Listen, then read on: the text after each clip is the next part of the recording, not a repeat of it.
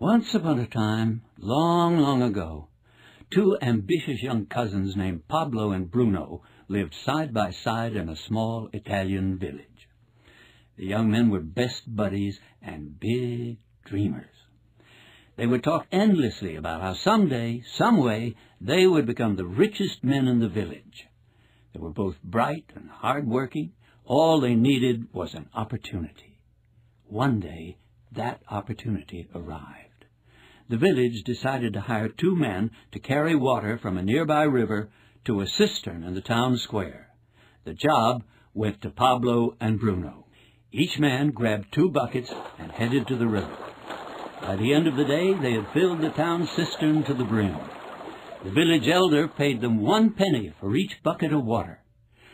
"This is our dream come true," shouted Bruno. "I can't believe our good fortune." But Pablo wasn't so sure. His back ached, and his hands were blistered from carrying the heavy buckets. He dreaded getting up and going to work the next morning.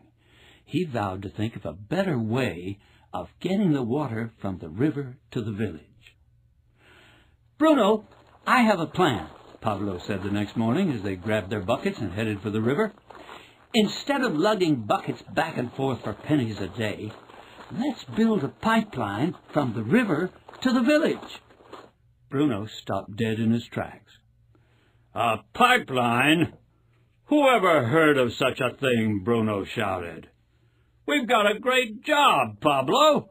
I can carry 100 buckets a day. At a penny a bucket, that's $1 a day. I'm rich. By the end of the week, I can buy a new pair of shoes. By the end of the month, a cow. By the end of 6 months, I can build a new hut. We have the best job in town. We have weekends off and 2 weeks paid vacation every year. We're set for life. Get out of here with your pipeline." But Pablo was not easily discouraged. He patiently explained the pipeline plan to his best friend. Pablo would work part of the day carrying buckets, and then part of the day and weekends building his pipeline. He knew it would be hard work digging a ditch in the rocky soil, and because he was paid by the bucket, he knew his income would drop at first. He also knew it would take a year, possibly 2, before his pipeline would start to pay big dividends. But Pablo believed in his dream, and he went to work. Bruno and the rest of the villagers began mocking Pablo, calling him "Pablo, the pipeline man." Bruno, who was earning almost twice as much money as Pablo, flaunted his new purchases. He bought a donkey outfitted with a new leather saddle, which he kept parked outside his new 2-story hut. He bought flashy clothes and fancy meals at the inn. The villagers called him Mr. Bruno, and they cheered when he bought rounds at the tavern and laughed loudly at his jokes. While Bruno lay in his hammock on evenings and weekends, Pablo kept digging his pipeline. The first few months, Pablo didn't have much to show for his efforts. The work was hard, even harder than Bruno's, because Pablo was working evenings and weekends too. But Pablo kept reminding himself that tomorrow's dreams are built on today's sacrifices. Day by day he dug an inch at a time. "Inch by inch is a cinch," he chanted to himself as he swung his pickaxe into the rocky soil. Inches turned into 1 foot, then 10 feet, then 20, 100. "Short-term pain equals long-term gain," he reminded himself as he stumbled into his humble hut, exhausted from another day's work. He measured his success by setting and meeting his daily goals, knowing that over time the results would far exceed his efforts. "Keep your eyes on the prize," he repeated over and over as he drifted off to sleep, accompanied by the sounds of laughter from the village tavern. "Keep your eyes on the prize." Days turned into months.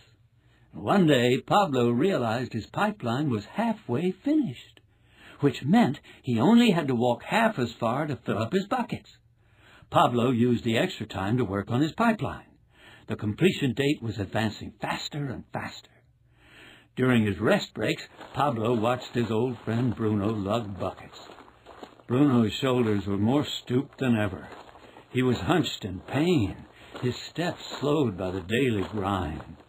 Bruno was angry and sullen, resenting the fact that he was doomed to carry buckets day in and day out for the rest of his life. He began spending less time in his hammock and more time in the tavern. When the tavern patrons saw Bruno coming, they'd whisper, "Here comes Bruno, the bucket man." They'd giggle when the town drunk mimicked Bruno's stooped posture and shuffling gait. Bruno didn't buy rounds or tell jokes anymore, preferring to sit alone in a dark corner surrounded by empty bottles. Finally, Pablo's big day arrived. The pipeline was complete. The villagers crowded round as the water gushed from the pipeline into the village cistern. Now that the village had a steady supply of fresh water, people from the surrounding countryside moved into the village, and it grew and prospered. Once the pipeline was complete, Pablo didn't have to carry buckets anymore. The water flowed whether he worked or not. It flowed while he ate, it flowed while he slept, it flowed on the weekends while he played. The more the water flowed into the village, the more the money flowed into Pablo's pockets. Pablo the pipeline man became known as Pablo the miracle maker. Politicians lauded him for his vision and begged him to run for mayor. But Pablo understood that what he had accomplished wasn't a miracle. It was merely the first stage of a big, big dream. You see, Pablo had plans that reached far beyond his village. Pablo planned to build pipelines all over the world. The pipeline drove Bruno the bucket man out of business, and it pained Pablo to see his old friend begging for free drinks in the tavern. So Pablo arranged a meeting with Bruno. "Bruno, I've come here to ask you for your help." Bruno straightened his stooped shoulders and his dark eyes narrowed to a squint. "Don't mock me," Bruno hissed. "I haven't come here to gloat," said Pablo. "I've come here to offer you a great business opportunity. It took me more than 2 years before my pipeline was complete, but I've learned a lot during those 2 years. I know what tools to use, where to dig, how to lay the pipe. I kept notes as I went along, and I've developed a system that will allow me to build another pipeline and then another and another. I could build a pipeline a year by myself, but that would not be the best use of my time. What I plan to do is to teach you and others how to build a pipeline, and then have you teach others, and have each of them teach others, until there's a pipeline to every village in the region, then a pipeline to every village in the country, and eventually a pipeline to every village in the world. Just think," Pablo continued, "we could make a small percentage on every gallon of water that goes through those pipelines. The more water that flows through the pipelines, the more money that will flow into our pockets. The pipeline I built isn't the end of a dream. It's only the beginning." Bruno finally saw the big picture. He smiled and extended his calloused hand to his old friend. They shook hands and then hugged like long-lost brothers. Years passed. Pablo and Bruno had long since retired. Their worldwide pipeline business was still pumping millions of dollars a year into their bank accounts. Sometimes on their trips through the countryside, Pablo and Bruno would pass young men carrying water buckets. The childhood friends would pull over and tell the young men their story and offer to help them build their own pipeline. A few would listen and jump at the opportunity to start a pipeline business, but sadly, most bucket carriers would hastily dismiss the notion of a pipeline. Pablo and Bruno heard the same excuses over and over. "I don't have time. My friend told me he knew a friend of a friend who tried to build a pipeline and failed. Only the ones who get in early make money on pipelines. I've carried buckets all my life. I'll stick with what I know. I know some people who lost money in a pipeline scam. Not me.